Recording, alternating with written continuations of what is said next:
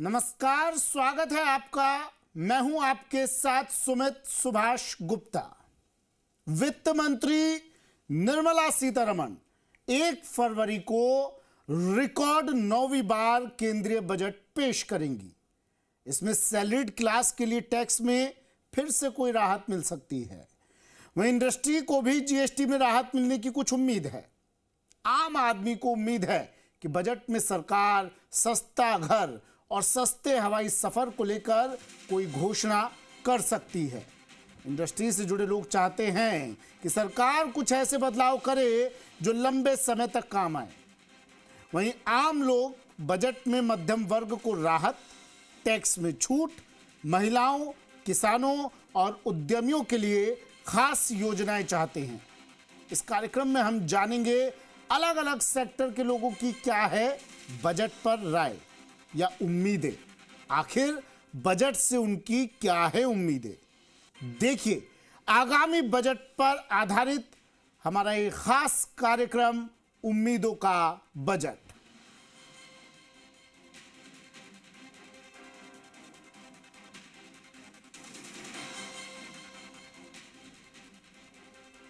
आम बजट से राजस्थान की भी केंद्र से बड़ी मांगे और काफी उम्मीदें हैं।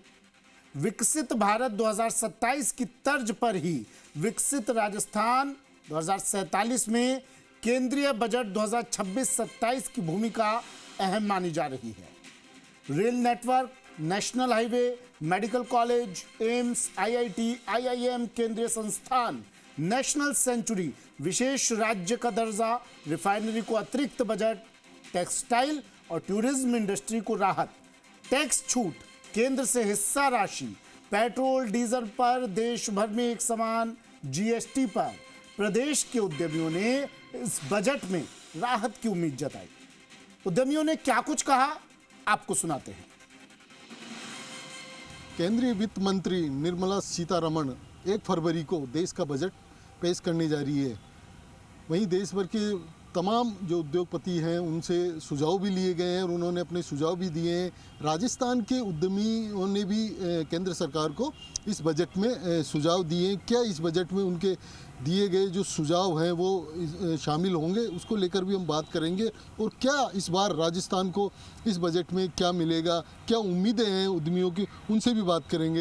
एक पैनल में आपको बताऊंगा पूरे जो राजस्थान यानी जयपुर, राजधानी जयपुर से जो तमाम जो उद्यमी हैं अलग अलग सेक्टर से जुड़े हुए हैं, इनसे हम बात करेंगे कि इस बार केंद्रीय बजट में क्या उम्मीद है और क्या अपेक्षा रखते हैं और क्या सुझाव दिए हैं ताकि वो सुझाव इस बजट में शामिल हो सके। हमारे साथ चैम्बर ऑफ कॉमर्स के चेयरमैन हैं केएल जैन साहब, उनसे बात करते हैं। सर, इस बार बजट को क्या उम्मीद है इस बजट में केंद्र से और क्या सुझाव दिए गए आप लोगों ने? राजस्थान राज्य के सीमित संसाधन हैं आय के, 5 लाख करोड़ के आसपास इस पर कर्ज है। इसलिए नितांत आवश्यक है कि केंद्र सरकार इस बजट में राजस्थान का इसके समग्र विकास के लिए, विकास हो रहा है लेकिन विकास की गति को और तेज़ देने के लिए, इंफ्रास्ट्रक्चर डेवलपमेंट करने के लिए, सामाजिक हो, औद्योगिक हो, इसके लिए आवश्यक है 50-60 हज़ार करोड़ रुपए का स्पेशल ग्रांट राज्य सरकार को देवे। वैसे भी जो एक सरकारी एजेंसी है राज्य वित्त पोषण संस्थान, उन्होंने भी रिकमेंड किया है कि राजस्थान को 27 तक करीब 30-40 हज़ार करोड़ रुपए की स्पेशल ग्रांट इसके मिलनी चाहिए। फाइनेंस कमीशन तो जो डेवलपमेंट ऑफ फंड करता है वो सब स्टेट्स के बराबर करता है, लेकिन उनके सामने भी ये पैरवी की थी कि राजस्थान को अलग से फंड, स्पेशल फंड्स मिलने चाहिए। अभी हाल ही में हमने करीब 35 लाख करोड़ के MOUs किए हैं। 8 लाख करोड़ के MOUs तो धरातल पे आ गए, लेकिन अभी और बाकी वालों को लाने के लिए संसाधन विकास करना पड़ेगा। नेटवर्किंग सड़कों की करनी पड़ेगी, शिक्षा के क्षेत्र में MNITs खोलनी पड़ेगी, IT सेक्टर को बढ़ावा देना पड़ेगा, जो हमारे स्टार्टअप्स हैं उनको मदद करनी पड़ेगी। इस तरह से कुल मिला करके फॉरेस्टेशन करना है, एरिड जोन है हमारा, 2/3 एरिया एरिड जोन है। सोलर पावर को और ज़्यादा गति देने के लिए, उन प्रोजेक्ट्स को देने के लिए लैंड के लिए लैंड को डेवलप उनको नहीं चाहिए, लेकिन उसके नीचे और डेवलप करने के लिए, मतलब चहुमुखी विकास के लिए रेल नेटवर्क है, रोड नेटवर्क है, मेडिकल एजुकेशन है, इंजीनियरिंग एजुकेशन है, टूरिज़्म सेक्टर है। टूरिज़्म हमारा बहुत बड़ा सेक्टर है, लेकिन टूरिज़्म को भी राज्य सरकार के पास तो सीमित साधन है, तो एक छोटा सा बजट राजस्थान सरकार अपने बजट में प्रावधान करती। भारत सरकार स्पेशल ग्रांट देनी चाहिए। मैं यही कहूँगा कि जब तक हमारे को एक स्पेशल स्टेटस तो दे ही नहीं सकते, लेकिन स्पेशल फंड्स हमको जरूर मिलने चाहिए, ये हम उम्मीद करके चलते हैं। बाकी तो अलग है, फ्यूल है, कम से कम इंडस्ट्रियल फ्यूल उसमें नेटवर्क में आना चाहिए। बाकी टैक्सेशन के मामले हैं, टैक्सेशन में भी गुंजाइश है सरलीकरण करने की, वो अलग अलग आपको टैक्स के एक्सपर्ट जो हैं वो आपको बताएंगे। और एमएसएमई सेक्टर जो है उसको अभी ट्रम्प के टैरिफ के पॉइंट से, हालांकि EU से एग्रीमेंट हुए हैं, लेकिन उनको फलीभूत होने में करीब साल भर का टाइम लगेगा। इस साल भर के दौरान में एमएसएमई को निर्यात बढ़ाने के लिए उसको तकलीफ नहीं हो, इससे स्पेशल पैकेज इस बजट में हम उम्मीद करके चलते हैं। तो राजस्थान ही नहीं बल्कि पूरे हिंदुस्तान के लिए एमएसएमई के लिए आवश्यक है। देखो, क्योंकि अब टैक्सेस की बात कर लेते हैं। इस बार जो सरलीकरण की बात मांग की जाती है टैक्सेस में सर, तमाम हर बार की जाती है, इस बार क्या उम्मीद है सर इस बजट में आपके टैक्सेस को? क्योंकि हम देख रहे हैं कि हमारा विश्व में सबके साथ FTA हो रहे हैं, फ्री ट्रेड और एग्रीमेंट्स हो रहे हैं, तो राजस्थान इनकम टैक्स में स्पेशली पार्टनरशिप और LLP उनके साथ बहुत सौतेला व्यवहार हो रहा है। उनकी टैक्सेशन रेट अगर बाकी जगह 18 से 22% है, वहाँ 33% की टैक्सेशन रेट है। TDS कोई उस पर वो नहीं है। अगर आप किसी को भी पेमेंट, कुछ भी पेमेंट अगर रेम्युनरेशन का, इंटरेस्ट का पार्टनर्स को देते हो, 1 रुपये का भी पेमेंट करते हैं तो उस पर TDS काटना पड़ता है। ये और कहीं कोई भी पार्टनरशिप और इसके अलावा किसी में भी ऐसा नहीं है प्रावधान। ये प्रावधान सरलीकरण, क्योंकि ease to do business, that is very important. क्योंकि जिस हिसाब से विश्वकरण हो रहा है देश का, और इंडस्ट्रीज़ अब इंडिया राजस्थान में आएंगी, तो इस तरह के जो प्रोविजन हैं इनको हटाए। सेकेंडली एक फेसलेस असेसमेंट करते हैं, उसमें डिमांड्स उल्टी सीधी चलती है। उस डिमांड्स को ख़त्म करने के लिए सरकार को इसमें लेना चाहिए कि फालतू की जो एक्सेस डिमांड जो आती है वो उन पर रोक लगाई जाए और इसको थोड़ा सरल किया जाए। देखिए, क्योंकि सरलीकरण किया जाए, तमाम जो सुझाव दिए गए हैं सर, आपको कि आप किस तरीके से देखते हो बजट में क्या राजस्थान को मिलेगा, क्या अपेक्षा है इस बार की? देखिए, भारत सरकार का जो फोकस है MSME सेक्टर को एम्पावर करने का, इसमें MSME सेक्टर के सामने कई चुनौतियां हैं, जिनमें एक तो वित्त पोषण की चुनौती है, जिसमें मैं RBI के भी मीटिंग में हम लोग बोलते हैं राजस्थान चैम्बर की ओर से कि NBFCs जो है वो फाइनेंस करती है MSME सेक्टर को, जो बहुत बड़ी लैंडिंग जो उनकी कॉस्ट है, उनका जो इंटरेस्ट रेट है वो बहुत ज़्यादा है। उनको कम ब्याज पर वित्त पोषण की सुविधा सुनिश्चित करे केंद्र सरकार, ये MSME सेक्टर के लिए बहुत आवश्यक है। MSME सेक्टर के सामने थोड़ा सा भी अभी कोविड आया तो कोविड में कुछ चुनौतियां हो गई, तो उनकी सिविल वगैरह को लेकर के और बैंकों का कुछ प्रीजुडिस वो है कि उनका वो फाइनेंस नहीं करते हैं, जबकि ऐसा नहीं है। इन उद्योगों को पुनर्जीवित और उनको करने के लिए केंद्र सरकार को वित्त नीति में संशोधन करना चाहिए। उनको ज़्यादा से ज़्यादा वित्त पोषण हो और सरल हो और कम ब्याज पे हो, पहली चीज़। दूसरी चीज़, राजस्थान जो है वो टेक्सटाइल के लिए बहुत एक विश्व में अपना एक अहम स्थान रखता है। टेक्सटाइल में अभी ट्रम्प के टैरिफ के बाद में जयपुर में बहुत सारे जो अपैरल्स की जो यूनिट थी वो करीब करीब बंद होने के कगार पे आ गई, जिनमें हजारों मजदूर काम कर रहे हैं। हालांकि EU से अभी हमारा समझौता हुआ है, लेकिन उसको मेटलाइज होने में काफ़ी समय लगेगा। जब तक उन यूनिट्स को वो सिक यूनिट नहीं तब्दील हो, उसके लिए केंद्र सरकार को कोई भी स्पेशल पैकेज इन यूनिट्स को बचाने के लिए उसकी घोषणा करनी चाहिए और उनको वित्तीय सहायता प्रदान करनी चाहिए। वित्तीय सहायता प्रदान करनी चाहिए, क्योंकि EU से अभी संबंध हुआ है सर। टेक्सटाइल में भी भारत सबसे बड़ा व्यापार माना देखा जाता है, तो अभी चाहे ट्रम्प टैरिफ की बात करें, उसके बाद अब जो EU में जो समझौते हुए हैं उसको लेकर किस तरीके से देखते हैं, और इस बार जो बजट में आएगा वो किस तरीके से देखते हैं सर? जो बजट में EU से जो समझौता हुआ है उसमें हमें अपना पक्ष भी देखना होगा। हमारा इंडस्ट्रियल इंफ्रास्ट्रक्चर उस तरह का बनाना होगा जिसमें कि हम EU से आने वाली जो इन्वेस्टमेंट है उसको हम अपने पास अट्रैक्ट कर सकें। तो हमारे इंडस्ट्रियल इंफ्रास्ट्रक्चर पे बहुत पैसे की ज़रूरत पड़ेगी। और ये से हुए हैं समझौते में, विदेशी कंट्री को ज़्यादा फायदा होगा या इंडिया को ज़्यादा फायदा है? इसमें देखा जाए तो इंडिया को ज़्यादा फ़ायदा है, क्योंकि हमारे लिए एक अच्छा मार्केट सामने आ जाएगा। करीब 27 कंट्रीज़ में हमारे को एक्सपोर्ट किया।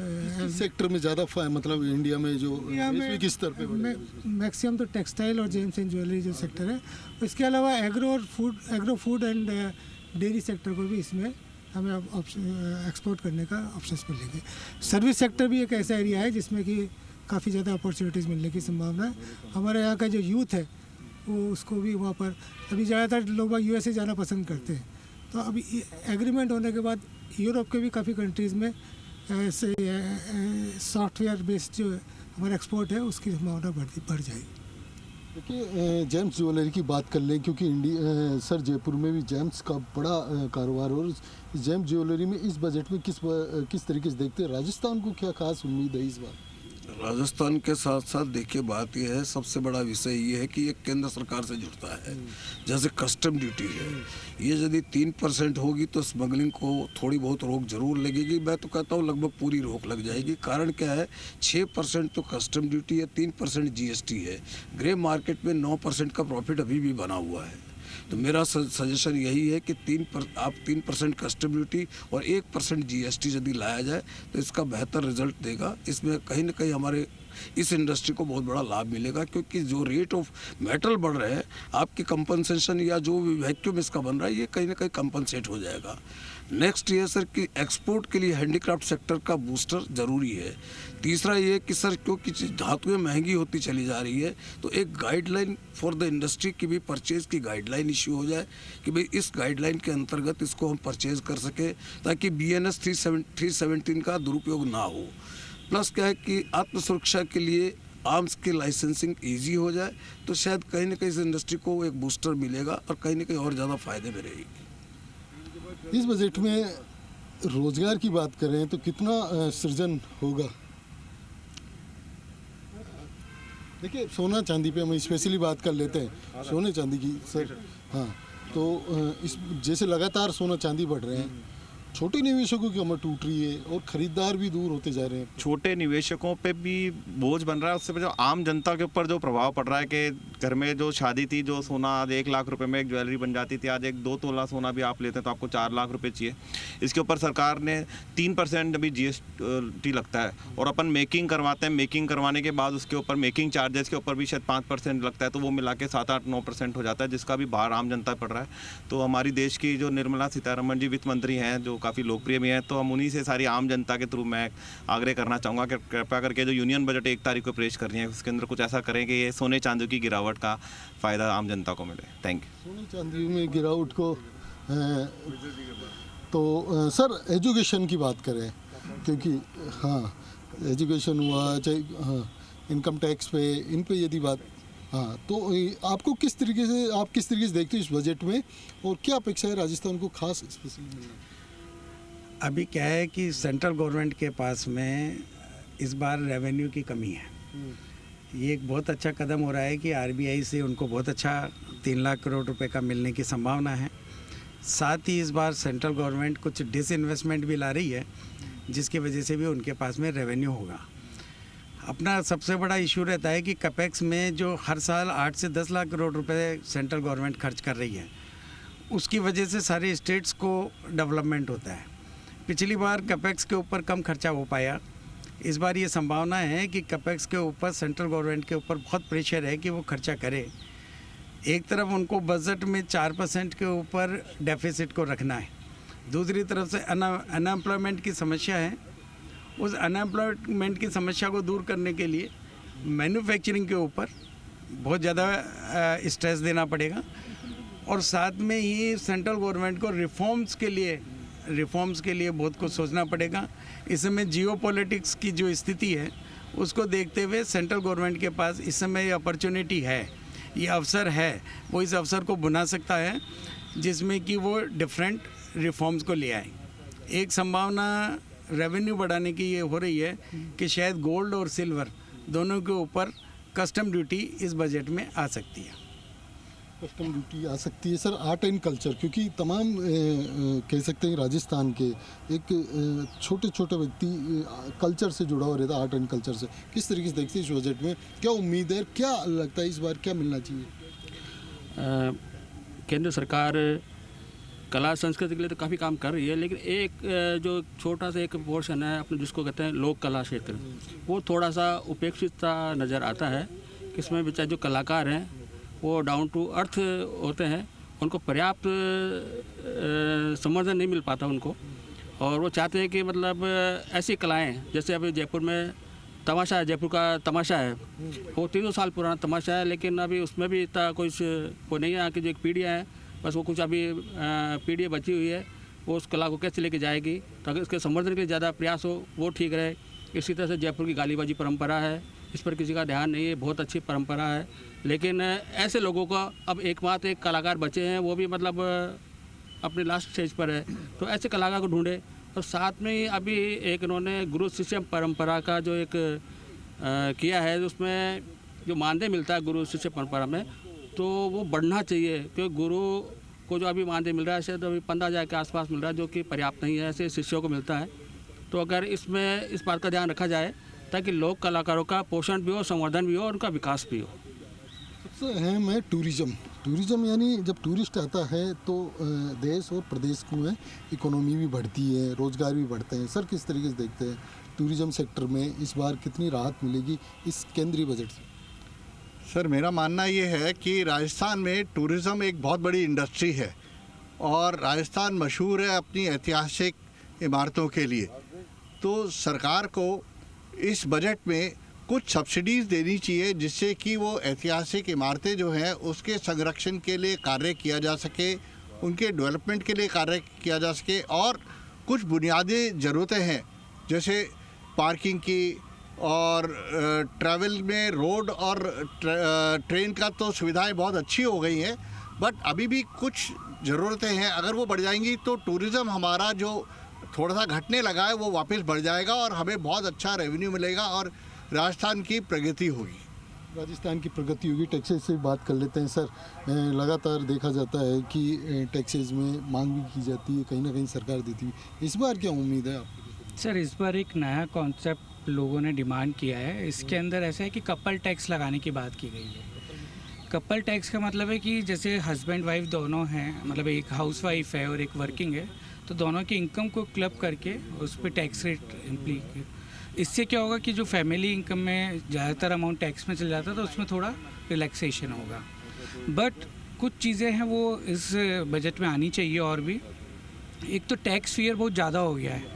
इस बार गवर्नमेंट को थोड़ा फंड चाहिए था, इसलिए उन्होंने सबको बहुत अच्छे खासे नोटिस भेजे हैं, बहुत सारे उनको फियर वाले मैसेज भेजे हैं कि आपका शायद रिटर्न गलत है, आप रिवाइज़ कर लीजिए, अपडेट कर लीजिए।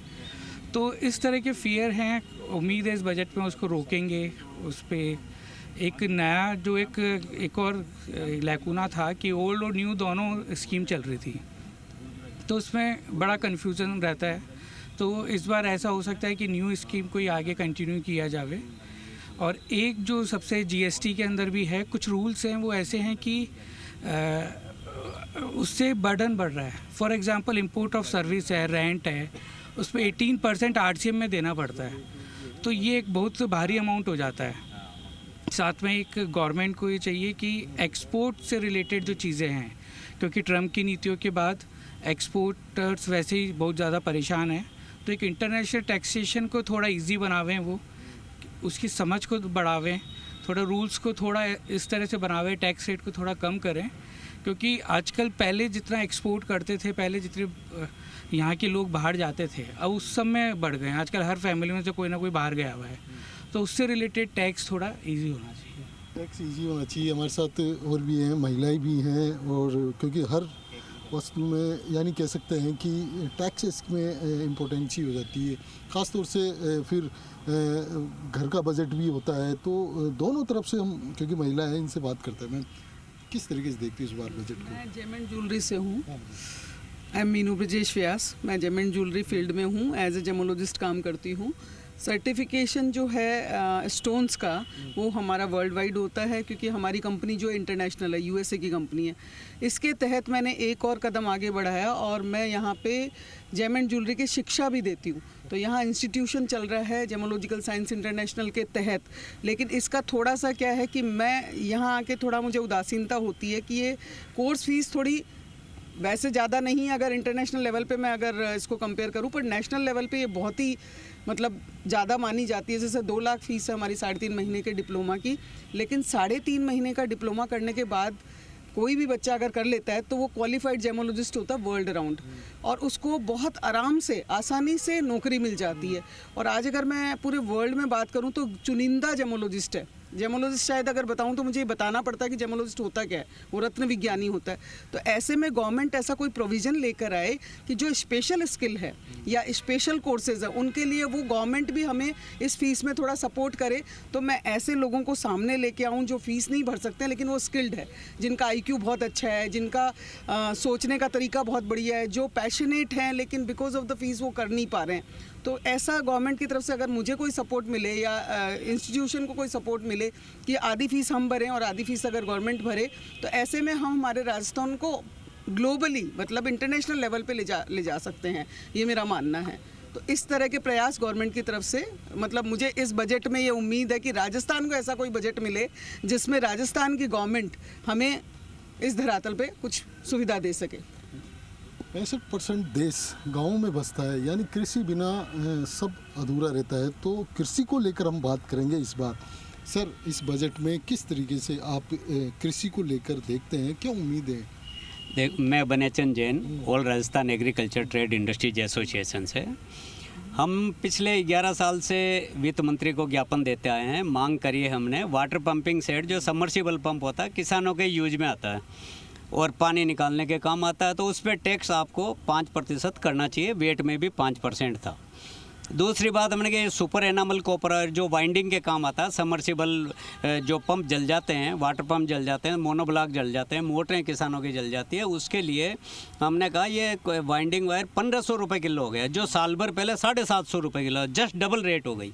तो इस पर रेट ऑफ टैक्स अभी 18% है, इसकी रेट ऑफ टैक्स होनी चाहिए 5%। तीसरी हमने मांग की थी VDIS स्कीम, आज से 25 साल पहले आई थी VDIS स्कीम, इसके बाद कोई काला धन बाहर निकालने के लिए कोई स्कीम नहीं आई।